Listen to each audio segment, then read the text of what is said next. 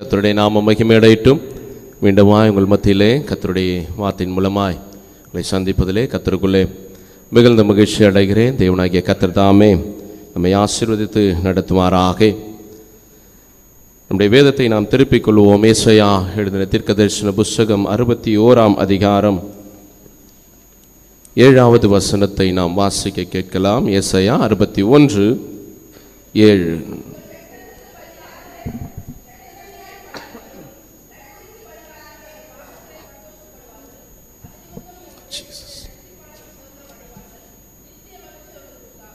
ஆமென். அல்லேலூயா. ஒரு கண்களை மூடி கர்த்தரை நோக்கி நாம் பார்க்கலாமா? ஜீசஸ். அல்லேலூயா. ஆவியானவரே, உமக்கு நாங்கள் நன்றி செலுத்துகிறோம் அப்பா. உடைய வார்த்தையை நாங்கள் தியானிக்க இருக்கிறோம். கர்த்தருடைய ஆவியானவர் நீர் எங்களோடு இடைப்படுவீராக. உடைய வேத வசனம் சொல்லுகிற வண்ணமாக தேவனாகிய கர்த்தர் உங்கள் வெட்கத்துக்கு பதிலாக இடத்தனையான பலனை தருகிறேன் என்று சொன்ன தேவ ஆவியானவர் தாமே இந்த வார்த்தைகள் மூலமாய் கர்த்தர் நீர் எங்களோடு பேசுவீராக. உடைய கரம் எங்களோடு இடைப்படட்டும் அப்பா. உடைய பரிசுத்த ஆவியானவர் நீர் எங்களோடு இடைப்பட்டு பேசுவீராக. ஆண்டவரே, உமக்கு நாங்கள் நன்றி செலுத்துகிறோம்.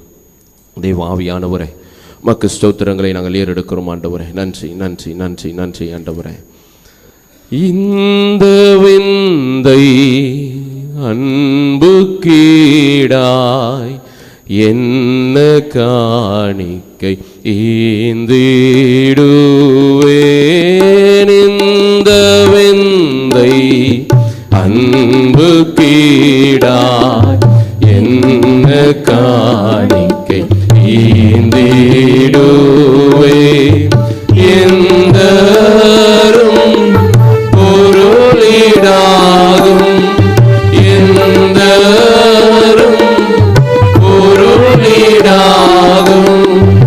என்னை முற்றிலும் உமக்களிக்கிறேன். என்னை முற்றிலும் உமக்களிக்கிறேன்.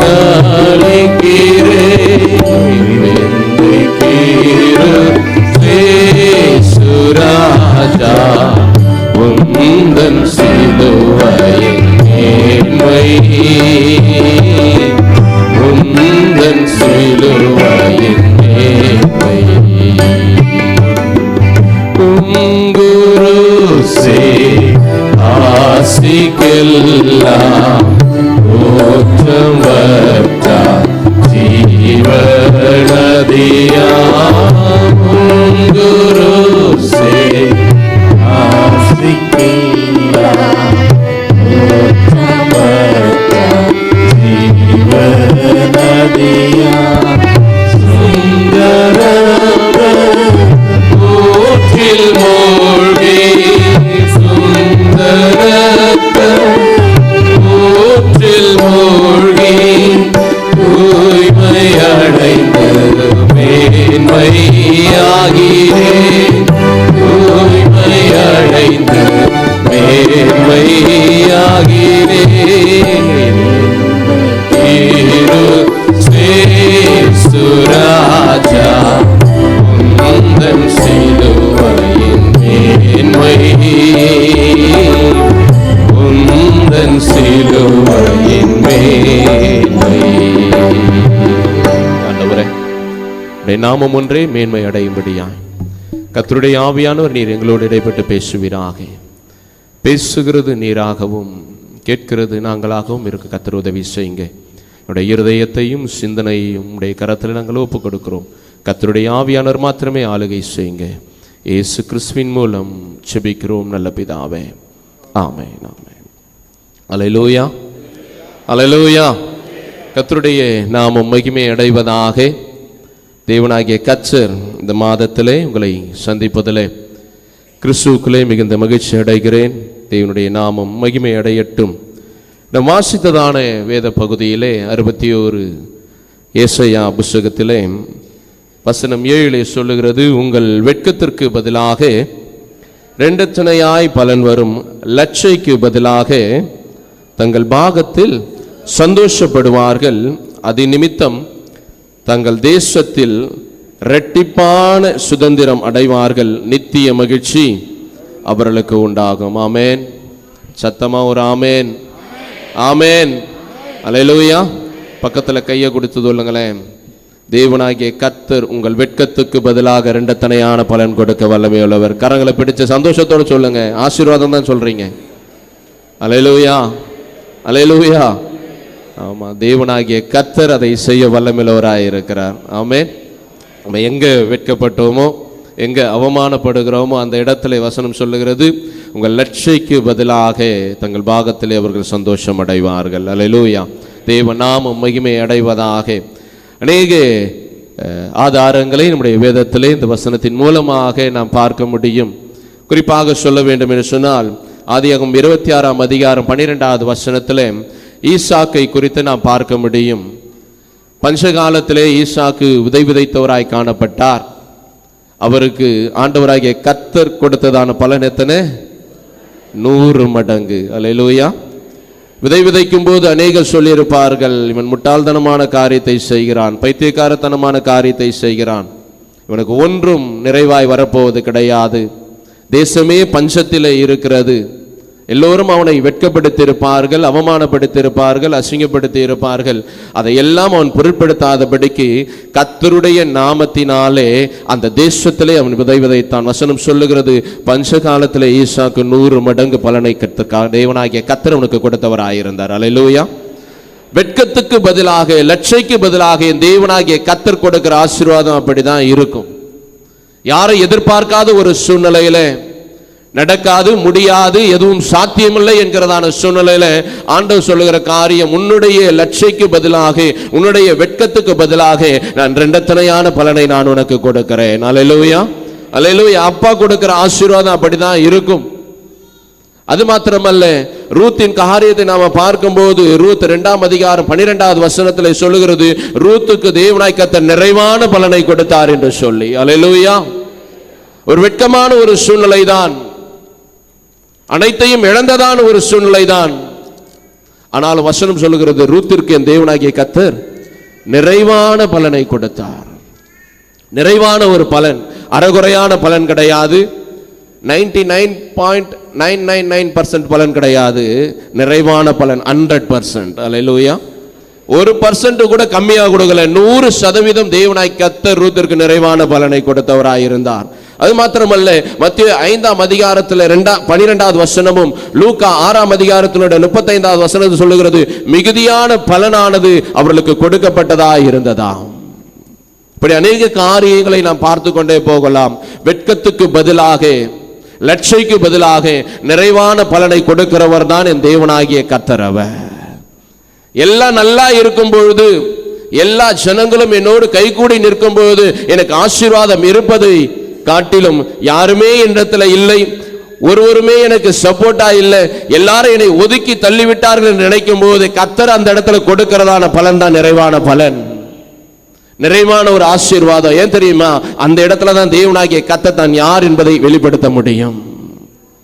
எல்லாம் நல்லா இருக்கும்போது சந்தோஷமா இருப்பது முக்கியம் இல்லைங்க. எதுவுமே என்னிடத்துல இல்லை என்றாலும் கர்த்தருக்குள்ளே நான் மகிழ்ச்சியாய் இருப்பதையே கர்த்தர் அதிகமாய் விரும்புகிறார். அல்லேலூயா, அல்லேலூயா. தேவனாய் கர்த்தர் அதுதான் நம்ம இடத்துல எதிர்பார்க்கிறார். இந்த நிறைவான பலனை, இந்த இரட்டிப்பான ஆசீர்வாதத்தை தேவனுடைய சமூகத்திலிருந்து நாம் பெற்றுக்கொள்ள வேண்டும் என்று சொன்னால், சில காரியங்கள் நம்மிடத்திலே கர்த்தர் எதிர்பார்க்கிறவராய் இருக்கிறார். அந்த காரியங்கள் நமக்குள்ளே இருக்கும் பொழுது நிறைவான பலனும் 100 மடங்கு பலனும் பெரிதான ஒரு ஆசீர்வாதமும் என் தேவனாகிய கர்த்தர் கொடுக்கிறவராய் இருக்கிறார். இந்த வசனத்தின் அடிப்படையிலே ஒரு சம்பவத்தை குறித்து நாம் தியானிக்க போகிறோம். 2 ராஜாக்களுடைய புத்தகம் 2ஆம் அதிகாரத்திலே நம் அனைவருக்கும் தெரிந்ததான ஒரு சப்ஜெக்ட் தான். சொல்லப்போனா கடந்த வாரத்திலும் இதை குறித்ததான காரியங்களை நாம தியானித்திருக்கிறோம். எத்தனை பேருக்கு ஞாபகம் இருக்குது? அல்லேலூயா, அல்லேலூயா. சத்தம் வரலையா? அல்லேலூயா. இருக்கீங்களா? கர்த்தர் நல்லவர். இந்த சத்தியத்தை தியானிக்கும் போது, போன வாரம் மெசேஜ் எடுக்கும் போது நான் யோசிச்சேன், என்னடா இது நம்ம தியானித்து கொண்டிருந்ததான சப்ஜெக்ட் ஐயா பேசிட்டு இருக்கிறாரே அப்படின்னு சொல்லிட்டு. இருக்கட்டும், கர்த்தர் நல்லவர். வேதத்திலிருந்து சத்தியமான வார்த்தைகள் தான் புறப்படும். ஆமென். கர்த்தருடைய நாமம் மகிமை அடையட்டும். இந்த வேதத்தை தியானிக்கும் போது அநேக ரகசியங்களை நாம் பார்க்க முடியும்.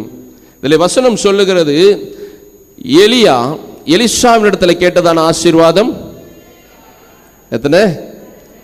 2 மடங்கு, 2 தனையான ஆசீர்வாதம், 2 தனையான காரியத்தை அவன் கேட்டான். அப்போது எலியா சொன்னதான ஒரு வார்த்தை, நீ அரிதான காரியத்தை கேட்டிருக்கிறாய்.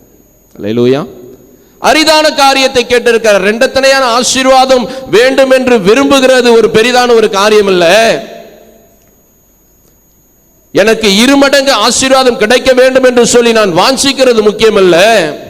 ஆனா அந்த அரிதான காரியத்தையும் அந்த சிறப்பான காரியத்தையும் நான் பெற்றுக்கொள்ள வேண்டும் என்று சொன்னால் சில காரியம் என்னிடத்தில் ஸ்ட்ராங்கா இருக்கணும், உண்மையாக இருக்க வேண்டும். எந்த காரியத்திலும் எந்த சூழ்நிலையிலும் நான் என்னுடைய இருதயத்தையோ என்னுடைய நினைவுகளையோ என்னுடைய சிந்தனையோ நான் மாற்றிவிடக் கூடாது. அந்த இரட்டிப்பான ஆசீர்வாதத்தை நோக்கியே என்னுடைய பயணம் இருக்க வேண்டும். அல்லேலூயா. இடையில அநேக போராட்டங்கள், அநேக பிரச்சனைகள், அநேக பாடுகள் ஏற்படும். ஆனா அதை எல்லாத்தையும் தாண்டி போனாதான் என் தேவனாகிய கர்த்தரிடத்திலிருந்து எனக்கு 2 தனையான ஆசீர்வாதங்களை கர்த்தர் எனக்கு கொடுக்க முடியும். அல்லேலூயா. கர்த்தருடைய நாமம் மகிமை அடையட்டும். இந்த சப்ஜெக்ட்ல நாம பார்க்கும் பொழுது 2ஆம் அதிகாரத்தில் முதல் வசனத்திலிருந்து நாம் வாசிக்கலாம்.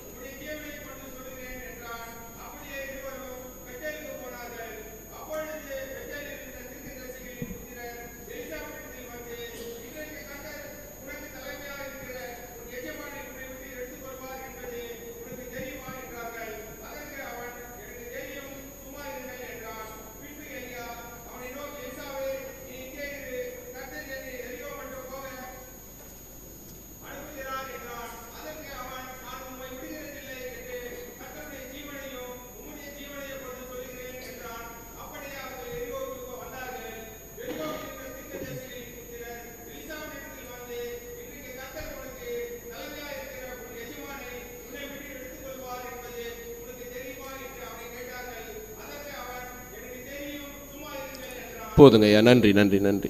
அன்பான தேவனுடைய ஜனமே, இந்த வார்த்தையிலே நாம் பார்க்கும் பொழுது ஆண்டவராகிய கர்த்தர் எலியாவை சுழல்காற்றிலே எடுத்துக்கொள்ளப்படுவதற்கு முன்பு நடக்கிறதான சம்பவங்கள். இந்த சம்பவத்தை நாம கொஞ்சம் டீப்பா பார்க்கணும் அப்படின்னு சொன்னா, இவர்கள் இருவரும் ஒவ்வொரு பகுதியாக கடந்து போகிறார்கள். பெத்தேல்ல இருக்கிறாங்க, அப்புறம் எங்க எரிகோ, அப்புறம் யோர்தான். இதுதான் அவங்களுடைய பிரயாணம். சோ இந்த பிரயாணத்தின் மத்தியில நடக்கிற சம்பவம் என்னன்னு சொன்னா, எலியா எலிசாவை போலவே மற்ற தீர்க்கதரிசிகளும் அந்த இடத்துல இருக்கிறார்கள். நன்றாக கவனித்துக் கொள்ள வேண்டும். மற்ற தீர்க்கதரிசிகள் அந்த இடத்துல இருக்கிறாங்க. இப்ப இவங்க 2 பேருக்கு கிட்ட இல்லாத ஒரு காரியம் மற்ற தீர்க்கதரிசிகள் இடத்துல இருக்கிறது. என்ன காரியம் அப்படின்னு சொன்னா, தானும் போக மாட்டானுங்க, போகிறவங்களையும் விட மாட்டாங்க. தானும் முன்னேறக்கூடாது, மற்றவங்களும் முன்னேற முடியாது, அவங்களையும் விட மாட்டாங்க. தானும் ரட்சிக்கப்படக்கூடாது, மற்றவங்களும் ரட்சிக்கப்படக்கூடாது. தானும் முன்னாடி வந்து உட்காரக்கூடாது, மற்றவங்களையும் முன்னாடி வர விட்டுறக்கூடாது. அல்லேலூயா. இவங்க 2 பேரும் தனி, மீதி இருக்கிற 40-50 தீர்க்கதரிசிகள் தனி. இப்ப இதுல பார்க்கும் பொழுது இந்த 2 பேருடைய பயணமும் மற்ற தீர்க்கதரிசிகளுடைய பயணமும் சற்று வித்தியாசமானது. அதிலே எலிசாவிடத்தில் பார்த்து அவர்கள் சொல்லுகிறார்கள், எப்பா உடைய எஜமான் எடுத்துக்கொள்ளப்பட போகிறார், உனக்கு தெரியுமா? கேட்கும் போது எனக்கு தெரியும். என்ன பண்ணுங்க நீங்க? சும்மா இருங்க. சில பேர் சும்மா இருந்தாலே நல்லது. அல்லேலூயா, அல்லேலூயா. ஆமா, சில பேர் அமைதியா இருந்தாலே நல்லது. அதான் சொல்றாரு எலிசா, எப்பா எனக்கு தெரியும் உங்க வேலையை நீங்க பாருங்க, எனக்கு நல்லா தெரியும். என்னுடைய எஜமானை குறித்ததான காரியங்கள் எனக்கு ரொம்ப நல்லா தெரியும். I know who is he. என் எஜமான் எப்படிப்பட்டவர் என்பதை நான் நன்கு அறிந்திருக்கிறேன். அவர் என்ன சொல்லுவாரு, என்ன செய்வாரு, எப்போ போவார் எனக்கு நல்லா தெரியா. நீங்க கொஞ்சம் அமைதியா இருங்க. பின்னாடி உட்காந்துட்டு முன்னாடி வந்து கொயர் டீம்ல பாட்டு பாடுற இடத்துல உட்காரலாமா வேணாமான்னு யோசிச்சுனே இருந்தா உட்கார முடியாது. எல்லாரும் வந்துட்டு அப்புறம் போலாம். இல்லை இல்லை, நான் முதல்ல போறேன். அல்லேலூயா, அல்லேலூயா. சொன்ன 40-50 தீர்க்கதரிசிகள் அங்கே தான் இருந்தானுங்க. ஆனா நான் போறேன், என் எஜமான் என்னை கூப்பிடுகிறார், நான் அவரோட தான் போவேன். எஜமான்னு சொல்றாரு, எப்பா நாங்க போறேன், நீ கொஞ்சம் இருப்பா. நோ நோ நோ நோ, கடைசி வரைக்கும் நான் உங்களை பின்பற்றுவேன். அல்லேலூயா. நான் இதை இப்படி ஒப்பிட்டு பேசலாம் என்று சொல்லி ஆசைப்படுகிறேன். எலியாவை தேவனுக்கு நேராகவும் எலிசாவை நமக்கு நேராகவும் நான் ஒப்பிட்டு காண்பிக்க ஆசைப்படுகிறேன். அல்லேலூயா. தன்னுடைய எஜமானை அவன் ஒரு நாள் விட்டு கொடுக்கவில்லை. எஜமானே சொல்றாரு, எப்பா நீ வெயிட் பண்ணுப்பா, நான் வந்துடுறேன், நான் நீ எங்க போனாலும் நான் வருவேன். ரூத்து சொன்னபடி நீங்க எங்க போனாலும் நான் உங்க கூட வருவேன். உங்களுடைய தேவன் என்னுடைய தேவன், உன்னுடைய எஜமான் என்னுடைய எஜமான், உன்னுடைய ஜனங்கள் என்னுடைய ஜனங்கள் என்பதை போல இந்த இடத்துல எலிசாவும் சொல்றாரு, எப்பா நீ எங்கெல்லாம் புரிய அங்கெல்லாம் நானும் கூட வந்துட்டு தான் இருப்பேன், அவனை விடுற மாதிரி இல்லை. இப்ப தீர்க்கதரிசி புத்திரர்கள் ஒவ்வொரு இடத்துலயும் ஸ்டாப் பண்ணி எலிசாவை வந்து கட் பண்றாங்க. நான் சொல்லுவேன், ஆண்டவருடைய நாமத்தினால எனக்கு ரெட்டிப்பான ஆசீர்வாதம் கிடைக்க வேண்டும் என்று சொன்னா நான் என் எஜமானாகிய கிறிஸ்துவை மாத்திரமே போட்டு ஓடுகிறவனா இருக்க வேண்டுமே தவிர உலகம் சொல்லுகிறதான காரியங்களை கேட்டுக்கொண்டு அதே இடத்துல நிற்பேன் என்று சொன்னால் ஒரு நாளும் எனக்கு ரெண்டத்தனையான ஆசீர்வாதத்தை நான் பெற்றுக்கொள்ள முடியாது. அல்லேலூயா. சுத்தி இருக்கிற ஜனங்க 1000 காரியத்தை சொல்லிட்டு தாங்க இருப்பாங்க. இத்தனை நாள் ஜெபம் பண்ற, இவ்வளவு நேரம் ஆலயத்துக்கு போகிற, இவ்வளவு நேரம் ஜெபிக்கிற, எல்லா காரியத்திலும் ஆலயத்தில் பங்கு கொள்ளுகிற, இன்னும் உனக்கு எந்த ஒரு ஆசீர்வாதமே இல்லை என்று சொல்லி சுற்றி இருக்கிற ஜனங்கள் நம்மை பார்த்து ஏளனம் செய்து கொண்டுதான் இருப்பார்கள். ஆனா அதை எதையுமே நான் காதுல வாங்காம, எனக்கு தெரியும் நீ சும்மா இரு, நான் ஆராதிக்கிற தேவன் எப்படிப்பட்டவர் என்பதை நான் நன்கு அறிந்திருக்கிறேன், நான் யாருடைய நாமத்தினாலே நிற்கிறேன் என்பதை நான் நன்கு அறிந்திருக்கிறேன், யார் என்னை உருவாக்கினார் என்பதை நான் நன்கு அறிந்திருக்கிறேன், நீங்கள் எனக்கு எதுவும் சொல்ல வேண்டாம். எலிசா அவர்களை பார்த்து சொன்னது அதுதான். நான் பெத்தேல்ல இருந்தாலும் சரி, யோர்தான்ல இருந்தாலும் சரி, நான் எஜமானை நான் விட மாட்டேன். எனக்கு முன்னாடி எரிகோவே இருந்தாலும் சரியா, நான் யார் கூட பயணிக்கிறேன் என்பது எனக்கு நன்றாக தெரியும். அல்லேலூயா, அல்லேலூயா. யார் கூட பயணிக்கிறேன்னு எனக்கு நல்லா தெரியும். எரிகோவா இருக்கட்டும், எனக்கு பிரச்சனை இல்லை. நான் யாரு கூட பயணிக்கிறேன், யார் என் கூட இருக்கிறார் என்பதை நான் நன்கு அறிந்திருக்கிறேன். எதை குறித்து நான் கவலைப்பட வேண்டியதில்லை. இப்போ இந்த எலிசாவினுடைய வாழ்க்கையில் ரெண்டத்தனையான ஆசீர்வாதத்தை அவன் பெற்றுக்கொள்வதற்கு முக்கியமாக இருந்த காரியம், உலகம் பேசுகிறதான வார்த்தைகளை அவன் ஒரு நாளும் செவி கொடுத்து கேட்கவில்லை. அல்லேலூயா. உலகம் 1000 பேசுங்க, நீங்கள் நல்லா இருந்தால் சூப்பர்னு சொன்னோம், உங்ககிட்ட ஒன்றுமே இல்லைன்னா கிட்ட கூட சட்டை கூட பண்ணாது. அல்லேலூயா. பணம் இருந்தால் கூடவே இருப்பாங்க. நைட் ப்ரேயரில் ஐயா கேட்டார்ல, இந்த பக்கம் 1 கோடி ரூபாய் வச்சு இந்த பக்கம் பைபிள் வச்சா எதை போய் எடுப்பீங்க அப்படின்னு கேட்டார். நம்ம என்ன சொன்னோம்? இந்த பக்கம் 1 கோடி ரூபாய், இந்த பக்கம் பைபிள், வந்து எதனா ஒன்று எடுத்துக்கங்க அப்படின்னு சொன்னால் எதை நம்ம எடுப்போம்? நம்புற மாதிரி இல்லை. ரைட். சொன்னவர்களை கர்த்தர் ஆசீர்வதிப்பார். என்னையா காசா வேதமா? வேத புத்தகம் என்கிட்ட நிறைய இருக்குது, காசு தான் இல்லை. அல்லேலூயா. கர்த்தர் நல்லவர். ஸோ உலகம் சொல்லுகிறதான வார்த்தைகளை ஒரு நாளும் எலிசா கேட்கவே இல்லை. அவங்க சொல்லிக்கிட்டே தான் இருந்தாங்க. சொல்லிக்கிட்டே இருக்கிறவங்க சொல்லிக்கிட்டே தான் இருப்பாங்க.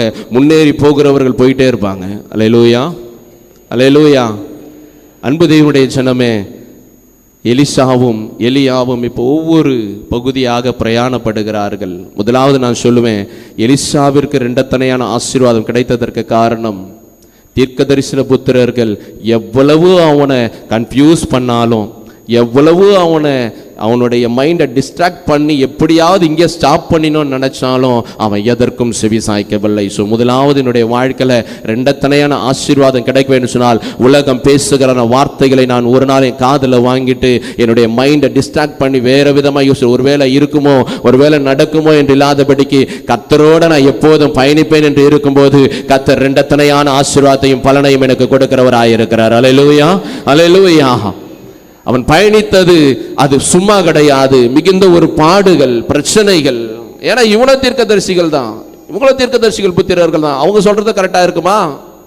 ஏன் இவரும் பாஸ்டர் தாயா, அவர் சொல்றதா கரெக்டா இருக்கும்? இல்லையா இவர் பாஸ்டர், இவர் சொல்றதா கரெக்டா? இல்ல இல்ல, கர்த்தர் சொல்லணும். அல்லேலூயா, அல்லேலூயா. உனக்குள்ளே இருக்கிறதுனா ஆவியானவர் பேசணும். நான் என்ன நடந்தாலும் கர்த்தரை மாத்திரமே பின்பற்றுகிறதான மனிதனாய் காணப்படுவேன். அடுத்ததாக நாம் பார்க்கிற வேளையில் இந்த அரிதான காரியத்தை நாம் பார்க்கும் பொழுது, அதே 2 ராஜாக்கள் புஸ்தகத்தில் 2ஆம் அதிகாரத்தில் 9வது வசனத்தில் இருந்து நாம் பார்க்கும் பொழுது,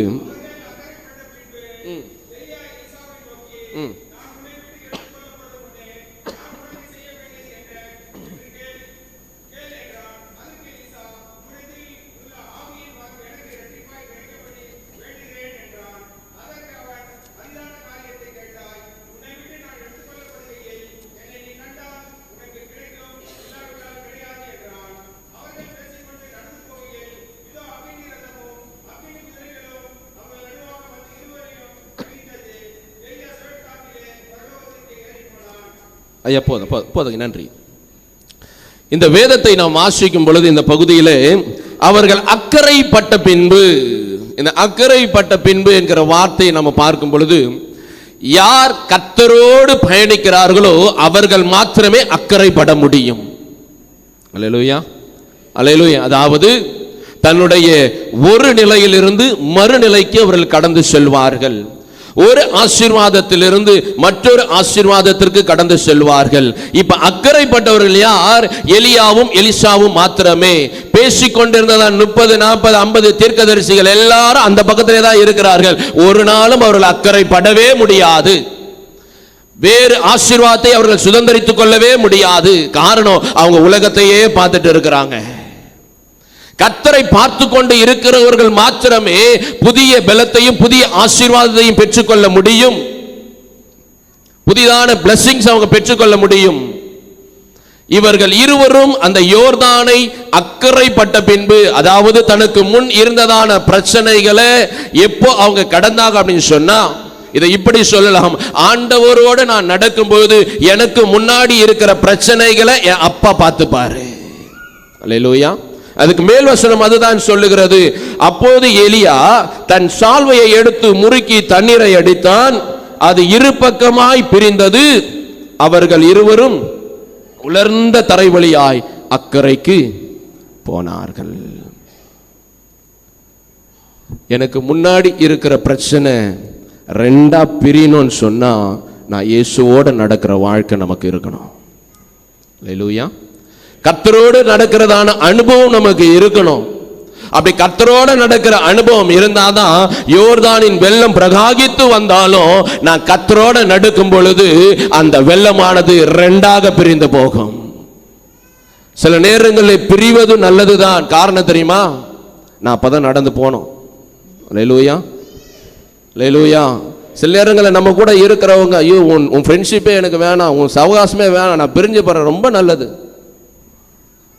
ஏன்? அப்பதான் நான் முன்னாடி ஏறி போக முடியும். ஐயோ போயிட்டாங்களே போயிட்டாங்களே போயிட்டாங்களே போயிட்டாங்களேன்னு அங்கே நின்று இருந்தால் முன்னாடி போக முடியாது. சில நேரங்களில் பிரிவது நல்லது, பிரிப்பது நல்லது. எப்போ? அது கர்த்தர் அனுமதித்தா மட்டும்தான். அது கர்த்தர் தான் செய்யணும். நீ ஏன் பிரிச்சுட்டு ஐயோ அப்படின்னா ஒன்றும் பண்ண முடியாது. அல்லேலூயா, அல்லேலூயா. அந்த யோர்தான் இரண்டாக பிரிந்தது. இவர்கள் முன்னேறி போனார்கள். இப்ப இந்த இடத்துல தன்னுடைய எஜமான் தன்னுடைய அன்பான ஊழியக்காரனை பார்த்து கேட்கிறார். எலிசாவை பார்த்தேப்பா, இவ்வளோ பேர் சொன்னாங்க, நீ அங்க எங்கேயுமே நிக்கல, நான் தான் முக்கியம்னு என்னை ஃபாலோ பண்ணிக்கிட்டே வந்த, நீ கடைசி வரைக்கும் ஃபாலோ பண்ணிட்டு வந்த, ஒரு வார்த்தை கூட என்கிட்ட இது வேணும் அது வேணும் நீ கேட்கவே இல்லை. ஏன்னா தன்னுடைய எஜமான் எடுத்துக்கொள்ளப்பட போகிறார். அவர்கிட்ட ஏதாவது கேட்டு நம்ம பெற்றுக்கொள்வோம் என்று சொல்லி எலிசா துணிந்து தன்னுடைய எஜமானிடத்திலே பேசவில்லை. அவரை மாத்திரமே ஃபாலோ பண்ணிக்கிட்டு வந்துகிட்டே இருந்தாரு. எப்போ அவர் பேசினாரு? எலியா கேட்கும் பொழுது, இவ்வளவு தூரம் என்ன ஃபாலோ பண்ணிட்டே வரியாப்பா, நீ உனக்கு என்னதான்பா வேணும்? இதில் நம்ம ரொம்ப கேட்க வேண்டிய அல்லது சிந்திக்க வேண்டிய காரியம், நாம ஆண்டவரை ஃபாலோ பண்ணிட்டு போகிறோம். ஆண்டவர் நம்மிடத்தில் கேட்கிற காரியம், உனக்கு என்ன வேண்டும், உன்னுடைய வாழ்க்கைக்கு என்ன வேண்டும். சும்மா சாதாரணமாக எடுத்தும் கவுத்தும் எதையும் கேட்டுறக்கூடாது. அப்பா நம்மகிட்ட கேட்கும் பொழுது வசனம் சொல்லுகிறது, அவன் அரிதான காரியத்தை கேட்டான். நாம் என்ன கேட்போம்? ஆண்டவர் இப்போ நம்மக்கிட்ட வந்து, மா உனக்கு என்னம்மா வேணும், ஐயா உங்களுக்கு என்ன வேணும், என்னம்மா வேணும், மகளே மகனே என்ன வேணும் உனக்கு அப்படின்னு கேட்டால் நம்ம என்ன கேட்போம்? என்ன கேட்போம்? அது லிஸ்ட்டு பெருசாக இருக்குது.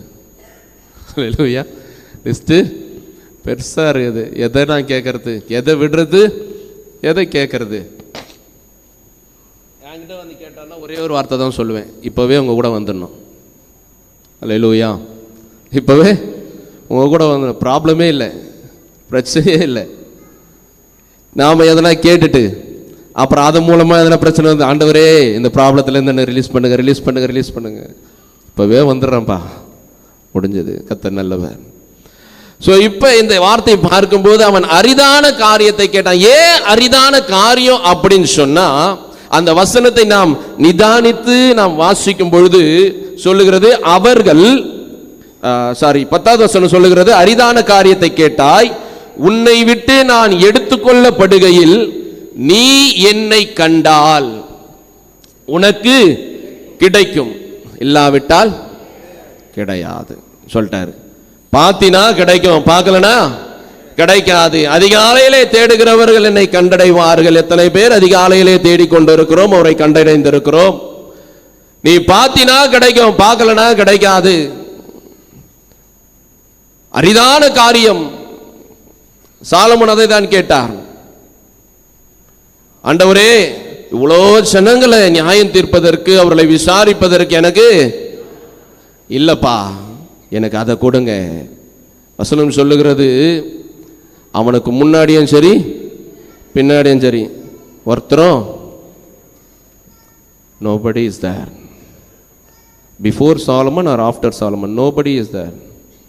அவனுக்கு முன்னாடி பின்னாடி அவனை போல ஞானத்திலே வல்லமையாக, ஞானத்திலே அறிவுள்ளவனாக நியாயம் தீர்ப்பதற்கு இதுக்கு முன்னாடியே கிடையாது, இதுக்கு முன்னாடியே இல்லை. நம்ம கேட்கிறதான காரியம் அரிதான காரியமாக இருக்க வேண்டும். அதுதான் கர்த்தர் சொன்னார், நீ நல்ல காரியத்தை, யாரும் கேட்காத காரியத்தை, அரிதான காரியத்தை கேட்டு இருக்கிறாய். உனக்கு ஞானத்தை மாத்திரமல்ல, நீ கேளாத ஐஸ்வர்யத்தை நான் உனக்கு தருகிறேன், நீ கேளாத கனத்தையே நான் உனக்கு தருகிறேன். இன்றைக்கு நாம் தேவனிடத்தில் எதை கேட்கிறோம் என்பது ரொம்ப ரொம்ப முக்கியம். ஆண்டவரே எனக்கு நல்ல வீடு கட்டணும், என் பிள்ளைகளுக்கு சீக்கிரமா திருமணம் ஆகணும், கடன் பிரச்சனை இல்லாத ஒரு வாழ்க்கை வேணும், இதெல்லாம் நார்மலுங்க, இது எல்லாருடைய வாழ்க்கையில இருக்குது. புதுசா என்ன கேட்க போகிறோம்? சிந்தித்து செயல்படுவோம், கர்த்தர் நன்மையை செய்வார். அல்லேலூயா, அல்லேலூயா. இது எல்லாமே நார்மலா இருக்கிற காரியம். தேவனாகிய கர்த்தர் நார்மலானது அவர் அதிகமா நம்ம கிட்ட எதிர்பார்க்கல. யாரும் கேட்காத காரியத்தை நீ இடத்துல கேட்கணும். அதுக்கு தேவனுடைய சமூகத்தில் காத்திருக்க வேண்டும். 50-60 தீர்க்கதரிசிகள் இருந்தார்கள். எல்லாரும் வந்து எஜமான் எடுத்துக்கொள்ளப்படுகிறார் சொன்னாங்களே தவிர, எஜமான இடத்துல என்ன கேட்க வேண்டும் என்று சொல்லி ஒருத்தருக்கும் ஞானம் கிடையாது.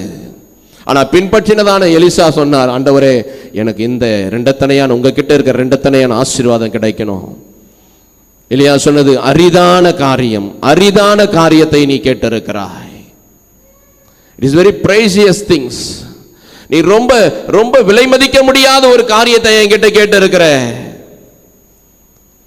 நான் எடுத்துக்கொள்ளப்படும் பொழுது நீ என்னை கண்டால் உனக்கு கிடைக்கும், இல்லாவிட்டால் கிடையாது அப்படின்னு சொல்லிட்டு அவங்க 2 பேரும் பேசி நடந்து போகும்போது, அவர்கள் பேசிக்கொண்டு நடந்து போகையில் இதோ அக்கினி ரதமும் அக்கினி குதிரைகளும் அவர்களுக்கு நடுவாக வந்து இருவரையும் பிரித்தது.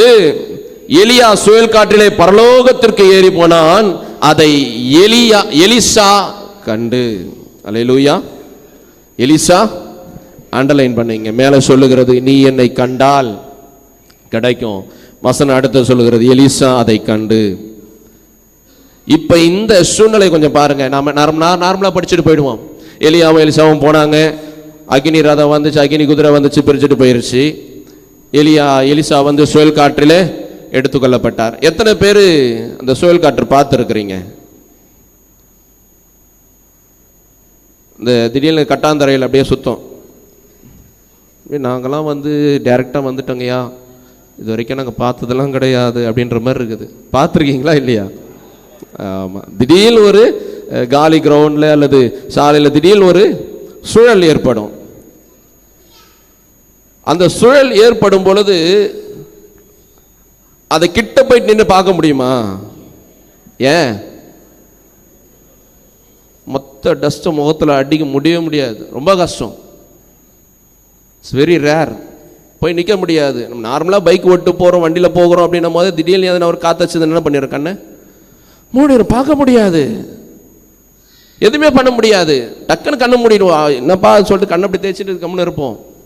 வசனம் சொல்லுது அக்னி ரதமும் அக்னி குதிரையும் அவர்களுக்கு நடுவே வந்து அவர்களை விலக்கி போட்டு சுழல் காற்றிலே எடுத்துக்கொள்ளப்பட்டார். அந்த அந்த அந்த சுச்சுவேஷன் கொஞ்சம் யோசித்து பாருங்க. அந்த சுச்சுவேஷனில் அவ்வளோ பெரிதான ஒரு சுழல் உண்டாகிறது. அக்னி ரதம் அக்னி குதிரை, இவ்வளவு ஒரு பெரிதான ஒரு இக்கட்டான ஒரு சூழ்நிலை, இக்கட்டான ஒரு பிரச்சனை.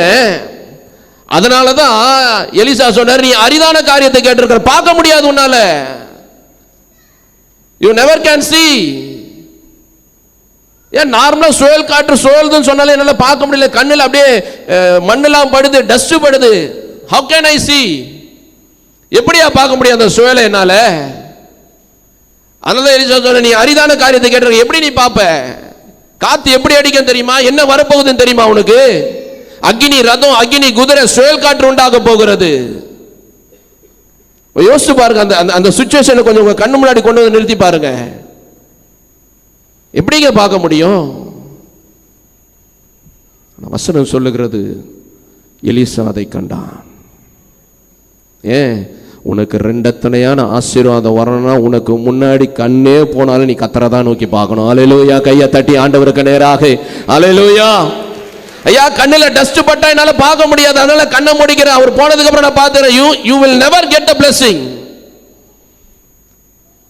அரிதான காரியம். நீ அந்த ரெண்டத்தனையான பிளெஸிங்ஸ் வேணும் அப்படின்னு சொன்னா எத்தனை சுழல் காற்று அடித்தாலும், எவ்வளவு பிரச்சனை வந்தாலும், அக்னி ரதமானாலும் அக்னி குதிரையானாலும், நீ யார் மேல கவனமா இருக்கிறியோ அவங்க மேலதான் உன் கண்ணு இருக்கணும். இன்னைக்கு நிறைய போராட்டத்தினால நிறைய பிரச்சனையினால நாம ஆண்டவரை பார்ப்பதை மறந்து விடுகிறோம். வேதத்தை எடுத்து படிப்பதற்கு நேரம் இல்லை, ஜெபிப்பதற்கு நேரம் இல்லை. ஏன்? வீட்டில் நிறைய பிரச்சனைங்க, என்னுடைய பர்சனல் லைஃப்ல நிறைய பிரச்சனை. எப்படிங்க நான் வேதத்தை எடுத்து வாசிக்க முடியும்? எப்படிங்க நாங்க ஜெபிக்க முடியும்? எல்லாமே என் கண்ணை வந்து மறைக்குது, என்னால் ஆண்டவரை நோக்கி பார்க்க முடியவில்லை. நீ ஒரு நாள் ஆண்டவரிடத்திலிருந்து நன்மையை பெற்றுக்கொள்ள முடியாது. அரிதான காரியம், அரிதான ஒரு ஆசீர்வாதம் வாழ்க்கையில கிடைக்கணும்னு சொன்னா அரிதாய் கொடுக்கிறதான தேவனாகிய கர்த்தரை நீக்கி போக்கி பார்த்து கொண்டே தான் இருக்க வேண்டும். உனக்கு முன்னாடி எத்தனை பெரிதான தடைக்கற்கள் வந்தாலும் சரி, சுழல் காற்று அடித்தாலும் சரி, உங்களுக்கு நடுவுல வந்து அந்த அது ரெண்டு பேரையும் பிரிச்சிருச்சு. ஆனா எலிசாவை நோக்கி பார்ப்பதை அவன் விட்டுவிடவில்லை. தொடர்ந்து அவரை பார்த்துக்கிட்டே இருக்கிறான். மண்ணுனா வரட்டும், கல்லுனா வரட்டும், குப்பனா அடிக்கிட்டோம், அக்னினா வரட்டும், என் கண்ணு எரிஞ்சாலும் பரவாயில்ல. அவர் சொன்ன ஒரு வார்த்தை, நீ என்னை பார்த்தாதான் கிடைக்கும்னு சொல்லிட்டாரு. அதை நான் பார்க்காம இருந்தா எனக்கு அந்த ஆசீர்வாதம் கிடைக்காது. எப்படியா அந்த ஆசீர்வாதத்தை நான் பெற்றுக்கொள்ள முடியும்? நான் அவரை நோக்கி பார்த்தால் மாத்திரமே நான் அதை பெற்றுக்கொள்ள முடியும். என் ஆண்டவராகிய கர்த்தரை எந்த ஒரு மனுஷன் எல்லா சூழலை நோக்கி பார்த்து கொண்டு இருக்கிறானோ அவனுடைய வாழ்க்கையில மட்டும்தாங்க ரெண்டத்தனையான ஆசீர்வாதமானது கிடைக்கும். இன்னைக்கு அநேக சந்தர்ப்பங்களை நம்ம நோக்கி பார்க்கிறோமா? இந்த வருடம் துவங்கும் போது அநேக டிசிஷன்ஸை எடுத்திருப்போம். ஆண்டவரே, காலையில் எழுந்து 1 மணி நேரம் நான் கண்டிப்பா ஜெபிப்பேன், இந்த வருஷத்துல எப்படியாவது நான் பைபிளை படிச்சு முடிச்சிருவேன். அந்த வருஷம் தொடங்கி ஜனவரி மாசத்துல ஒரு 10 நாள் அப்படியே படிச்சுட்டே வந்திருப்பேன். அதுக்கப்புறம் நாளைக்கு சேர்த்து படிச்சுக்கலாம், படிச்சிடலாம், எவ்வளவோ சேர்ந்து போயிருச்சு. அல்லேலூயா. ஏன் ஜெபிப்பதற்கு நேரம் இல்லை, வேதம் வாசிப்பதற்கு நேரம் இல்லை, ஆலயத்தில் வருவதற்கு நேரம் இல்லை. ஆலயத்துக்கு வந்தாலும் தேவனையா நோக்கி பார்க்கிறோம் என்பதற்கும் ஒரு சந்தேகம். பக்கத்தில் பார்க்கறது, சைடில் பார்க்கறது, ஃபோனோன்றது, வந்துட்டாங்களா வரலையான்னு திரும்பி திரும்பி பார்க்கறது. அல்லேலூயா, அல்லேலூயா. அவங்க என்ன ட்ரெஸ் போட்டாங்க, இவங்க தான் போன வாரம் இந்த ட்ரெஸ் தானே போட்டு வந்தாங்க, அதே ட்ரெஸ் இந்த வாரமும் போட்டு வந்துட்டுக்கிறாங்க. கமெண்ட்டு. அல்லேலூயா. நம்ம யாரை பார்க்க வரோம், யாரை தொழுது கொள்ள வந்து கொண்டு இருக்கிறோம்? எத்தனை பேர் பைபிள் எடுத்துட்டு வந்தீங்க? Please every one lift your Bible.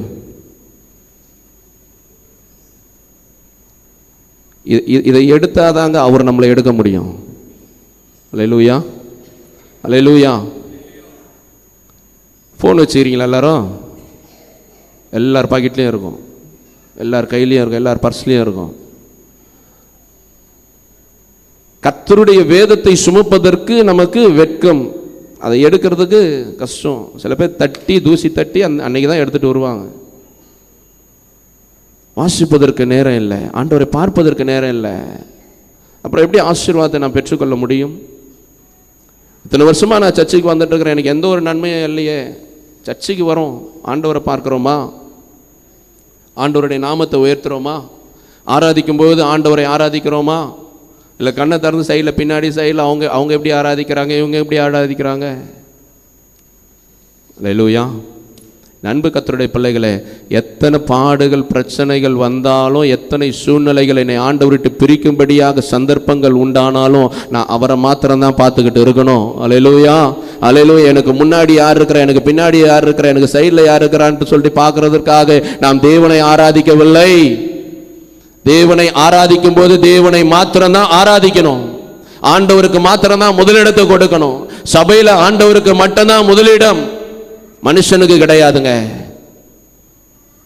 எத்தனை படிப்புகள் வேண்டுமானாலும் இருக்கலாம், எத்தனை டிகிரிகள் வேண்டுமானாலும் இருக்கலாம், எத்தனை போஸ்டிங் வேண்டுமானாலும் இருக்கலாம், ஆனா சபையில் ஆண்டவர் மட்டும்தான் முதல்ல.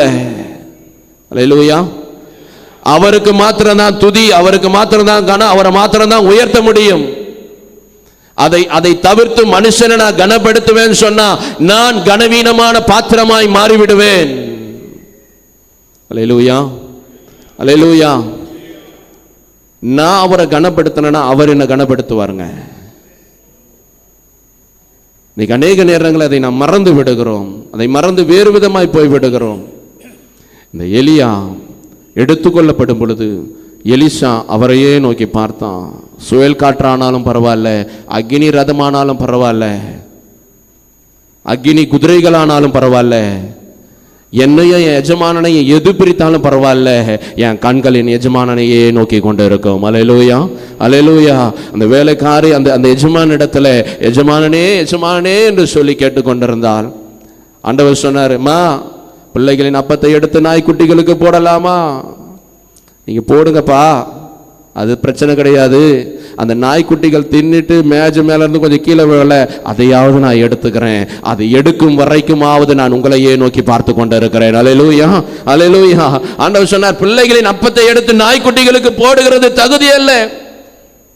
இருக்கட்டும், நீங்க நாய்க்குட்டிக்கு போடுங்க, அதுல இருந்து கொஞ்சம் பீஸ் கீழே விழல, அதை நான் எடுத்துக்கிறேன். அதுக்காக தான் நான் இப்ப நான் உங்களை பார்த்துட்டே இருக்கிறேன். அல்லேலூயா, அல்லேலூயா. நண்பு தேவச்சனமே, அரிதான காரியம்.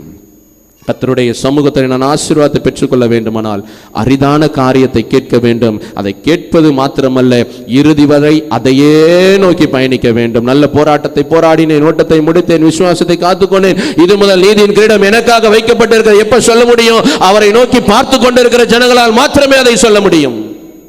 அல்லேலூயா.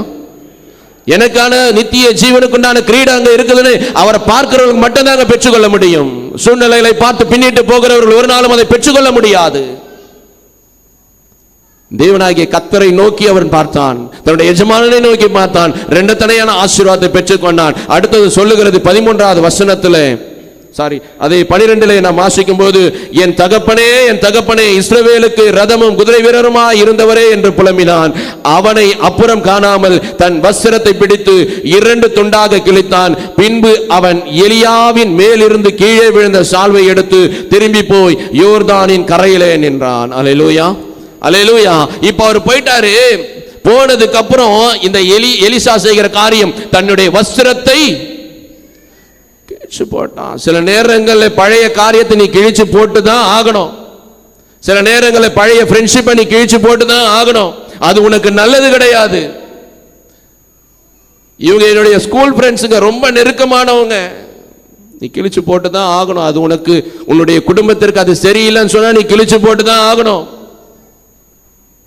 உன்னுடைய வாழ்க்கைக்கு அது சரியில்லைன்னு சொன்னா நீ கிழிச்சு போட்டு தான் ஆகணும். இல்லைங்க, எப்படிங்க? No no no no. கத்துறது ஒரு நாளும் விரும்புறது கிடையாது. உனக்கு ரெண்டத்தனையான ஆசீர்வாதம் கிடைக்கணும்னு சொன்னா சில காரியத்தை உன்னுடைய வாழ்க்கையிலிருந்து எடுத்து போட்டே ஆகணும். சில பிளஸ்ஸிங்ஸ் உனக்கு கிடைக்கணும்னு சொன்னா நீ கிழித்தால் தான் முடியும்.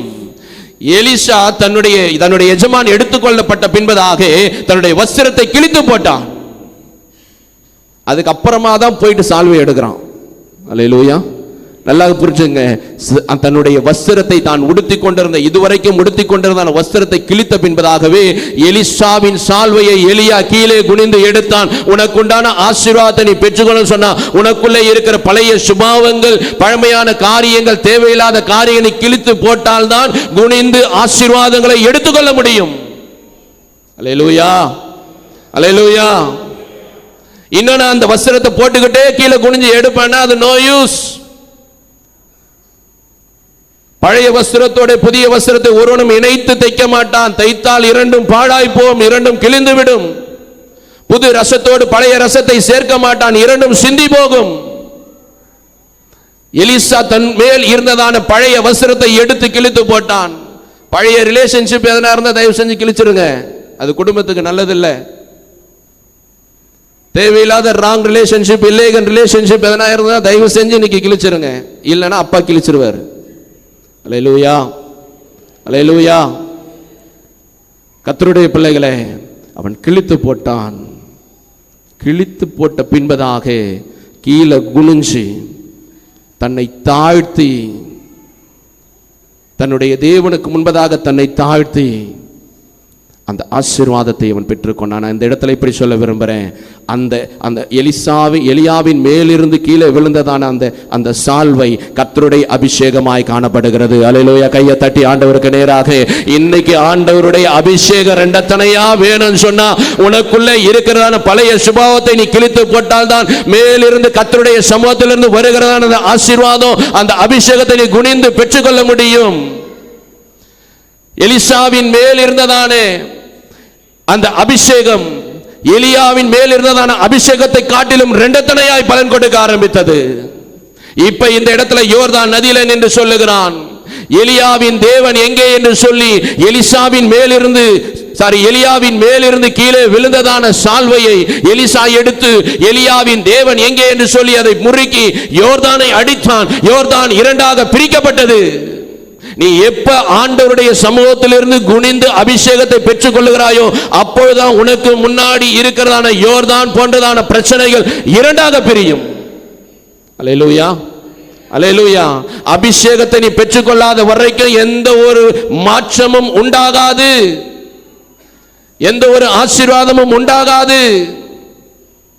அபிஷேகத்தை பெற்றுக்கொண்ட எலிசா தனக்கு முன்பதாக இருந்ததான யோர்தானை இரண்டாக பிரித்தான். நான் சொல்லுவேன், முதலாவது நீ ஆண்டவரோடு கூட நடந்து பழகிக்கொள்ள இருப்பாய் என்று சொன்னால், ஆண்டவரோடு நல்லா பழகிட்டேன்னு சொன்னா, ஆண்டவரோடு கூடவே நடந்து பழகிட்ட அப்படின்னு சொன்னா, ஆண்டவராகிய தேவன் உனக்கு கொடுக்கிற பெரிதான ஒரு ஆசீர்வாதம் தெரியுமா? நான் மாத்திரம் இல்லை, என்னை விசுவாசிக்கிறவன், என்னை நம்புகிறவன் என்னை காட்டிலும் பெரிதான காரியங்களை செய்வான். அல்லேலூயா. இதான் அப்பா கொடுக்கிறதான வாக்குத்தத்தமான வார்த்தை. ஒருவனை விசுவாசிப்பானால், நம்புவானால், என்னை பின்பற்றுவானால் அவன் என்னை காட்டிலும் பெரிய காரியங்களை செய்வான். எலியா யோர்தானை பிரிச்சாரு. அதே காரியத்தை எலிசாவும் செய்தார். ஏன் தெரியுமா? தன்னுடைய எஜமான் இல்லாவிட்டாலும் எஜமான் கொடுக்கிறதான அந்த சால்வை இருக்கிறது. இன்னைக்கு நம்ம சொல்ல முடியும், என் ஆண்டவராகிய இயேசு கிறிஸ்து எடுத்துக்கொள்ளப்பட்டாலும் அவர் கொடுக்கிறான பரிசுத்த ஆவியானுடைய அபிஷேகம் எனக்குள்ள இருக்கும் என்று சொன்னால், இன்னைக்கு உன் வீட்டுக்கு முன்னாடி இருக்கிற எல்லா யோர்தானும் இயேசுவின் நாமத்தினால இரண்டாக பிரிக்கப்படும். கையை தட்டி ஆண்டவருக்கு நேராக.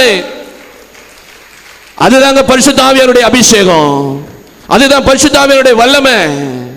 அதை பெற்றுக்கொள்ளும் போது தான் ரெண்டா பிரிக்க முடியும். இல்லைன்னா அப்பா என் கூட வாங்க வாங்க வாங்க, எத்தனை நாளைக்கு இங்க அப்பா கூட வருவாரு? உலக பிரகாரமா எத்தனை நாளைக்கு அப்பா கூட வருவாரு? ஒரு குறிப்பிட்ட நாட்கள் தான். வாலிப நாட்களையும் கூட அப்பாவை குடிச்சுக்கிட்டே சுத்தணும் அப்படின்னு சொல்ல முடியுமா? இன்னும் நான் எத்தனை நாளைக்கு குழந்தையாவே இருக்க போகிறோம்? இன்னும் எத்தனை நாளைக்கு நாம் பாலை நாம் உண்ண போகிறோம்? நாம் கர்த்தருக்குள்ளே வைராகியத்தோடு வளருகிறவர்களா இருக்க வேண்டும். எலியாவின் தேவன் எங்கே என்று சொல்லி சால்வை எடுத்து பிரித்து யோர்தானை கடந்து அவன் அக்கறைக்கு போனான். இப்ப இந்த இடத்துல சொல்லுவேன், எவெல்லாம் குறை சொல்லிட்டு இருந்தானோ, எவெல்லாம் முறுமுறுத்தான், டே போவாதரா உனக்கு ஒன்றும் கிடைக்காதரா, உன் எஜமான் எடுத்துக்கொள்ளப்படுவார், எப்படா நீ பாப்ப அப்படி இப்படின்னு சொல்லிட்டு இருந்தானோ, அவனுங்க எல்லாம் கப்சுப்புன்னு வாயை மூடி எலிசாவுடைய பாதத்தில் விழுந்துட்டாங்க. இன்னைக்கு சொல்ல முடியும், நீ ஆண்டவரை இறுதியாக பின்பற்றுவாய் என்று சொன்னால், எத்தனை நாவுகள் உனக்கு இச்சகம் பேசினாலும், எத்தனை நாவுகள் உனக்கு முன்பதாக எதிராக பேசினாலும், குறை சொன்னாலும், அதே நாவின் முன்பதாக அவர்கள் காலின் கீழே விழும்படியா என் கர்த்தர் செய்ய வல்லமையுள்ளவர். அல்லேலூயா, அல்லேலூயா. மொத்த பேரும் எலிசா காலில் விழுந்துட்டாங்க. எப்பா நீ என்ன சொல்றியோ நாங்க செய்யறோம்பா, அவருடைய ஆவி உனக்குள்ள இருக்கிறது. மற்றவர்களை பார்த்து சொல்லுவார்கள், ஆண்டவராகிய இயேசு கிறிஸ்துவை நீ பின்பற்றினபடியினாலே அவருக்குள்ளே இருந்த காரியத்தை நாங்கள் உனக்குள்ளே பார்க்கிறோம். அன்பு கர்த்தருடைய பிள்ளைகளே, அந்த அபிஷேகத்தை பெற்றுக்கொண்ட பின்பதாக எலியா சும்மா இல்லைங்க. அடுத்த வசனத்தை சொல்லி நான் இப்படி முடிக்க ஆசைப்படுகிறேன். 20வது வசனம் சொல்லுகிறது 19, பின்பு அந்த பட்டணத்தின் மனுஷர் எலிசாவை நோக்கி, இதோ எங்கள் ஆண்டவன் காண்கிறபடி இந்த பட்டணம் குடியிருப்புக்கு நல்லது, தண்ணீரோ கெட்டது, நிலமும் பாழ்நிலம் என்றார்கள். அப்போது அவன் ஒரு புது தோண்டியை எடுத்து அதிலே உப்பு போட்டு கொண்டு வாருங்கள் என்றான். அதை அவனிடத்திலே கொண்டு வந்த போது அவன் நீருற்றண்டைக்கு போய் உப்பை அதிலே போட்டு, இந்த தண்ணீரை ஆரோக்கியமாக்கினேன், இனி இதனால் சாவும் வராது நிலப்பாழும் வராது என்று கர்த்தர் சொல்லுகிறார் என்றார். கையை தட்டி ஆண்டவருக்கு மகிமையாக. ஐயா, அபிஷேகம் உனக்குள்ள இருக்குன்னு சொன்னா உன்னுடைய வாழ்க்கையில மரணம் இல்லை, உன்னுடைய குடும்பத்திலே சாவில்லை, உன்னுடைய வாழ்க்கையில பாழ்நிலம் இல்லை. கர்த்தர் சொல்லுகிறார், வறண்ட நிலங்களை அவாந்திர வெளிகளை கர்த்தர் நீரூற்றாய் மாற்றுகிறார். எப்ப தெரியுமா? கர்த்தருடைய ஆவியானுடைய அபிஷேகம், பரிசுத்த ஆவியானுடைய அபிஷேகம் எனக்குள்ள இறங்கி கிரியை செய்யும் போது கர்த்தருடைய நாமத்தில் சொல்ல முடியும், நான் குடியிருக்கிறதான இடமும் நல்லது, நான் குடிக்கிறதான தண்ணியும் நல்லது, என் குடும்பமும் ஆசீர்வாதமானது. அல்லேலூயா, அல்லேலூயா. அபிஷேகத்தை பெற்றுக்கொண்ட பின்பதாக எலிசா செய்த காரியம், அவன் உலகத்திற்கு உப்பாக மாறினான். வார்த்தையை தான் சொல்லுகிறீர்கள், உலகத்திற்கு உப்பாய் இருக்கிறீர்கள். உலகத்துக்கு உப்பாய் இருக்கிறவனுடைய வாழ்க்கை எப்படி தெரியுமா? அந்த தேசத்தையே உப்பாக மாற்ற முடியும், குடும்பத்தையே உப்பாக கர்த்தருக்கு நேராக மாற்ற முடியும். அவருடைய வாழ்க்கையில எந்த குறையும் இருக்காது, எந்த பிரச்சனைகள் இருக்காது. அப்படி குறைகள் பிரச்சனைகள் எதுவாக இருந்தாலும் அதை தாண்டி போவதற்கு பரிசுத்த ஆவியானவர் பலன் கொடுக்கிறவராய் இருக்கிறார். இன்னைக்கு சொல்ல முடியும், இரட்டிப்பான ஆசீர்வாதத்தை நான் பெற்றுக்கொள்ள வேண்டும் என்றால் என்னுடைய வாழ்க்கையில உலகம் சொல்லுகிற காரியத்தை என் காதில் நான் கேட்க கூடாது. அடுத்ததாக அரிதான காரியத்தை கேட்கணும். அந்த அரிதான காரியத்தை நான் கேட்கிற வேளையில என் அப்பாவையே நோக்கி பார்க்கணும். அந்த அரிதான காரியத்தை நான் பெற்றுக்கொள்கிற இறுதி நாட்கள் வரைக்கும் எத்தனை போராட்டம், பிரச்சனைகள், பாடுகள், உபத்திரவங்கள் வந்தாலும் என் கண்ணானது அவர் மேலேயே இருக்க வேண்டும். அந்த அபிஷேகத்தை நான் பெற்றுக்கொண்ட பின்பதாக இந்த உலகத்திற்கு நான் உப்பானவனாய் மாற்றப்பட வேண்டும். அல்லேலூயா, அல்லேலூயா. இன்னும் வேற எங்கன்னா யாருன்னா எடுத்துட்டு வந்து உப்பு கொடுப்பாங்களா? இல்லை, நீ தான் உலகத்துக்கு உப்பு, நாம தான் உலகத்துக்கு உப்பு. அல்லேலூயா. கர்த்தர் உன்னை உன் குடும்பத்திற்கு உப்பாக வைத்திருக்கிறார். அந்த உப்பானது சாரம் இருக்கும் வரை கர்த்தருக்கு முன்பதாக நல்ல கனிகளை கொடுக்கிறதா இருக்கட்டும். சாரமற்று போகும் என்று சொன்னால் அது வெளியே கொட்டப்படுவதற்கும் மனுஷரால் மிதிக்கப்படுவதற்குமே ஒழிய வேறு ஒன்றுக்கும் உதவாது. நாம் இனி எப்படி வாழப் போகிறோம் என்பதை கர்த்தருடைய சமூகத்தில் ஒப்பு கொடுத்து நாம் ஜெபிக்கலாம்.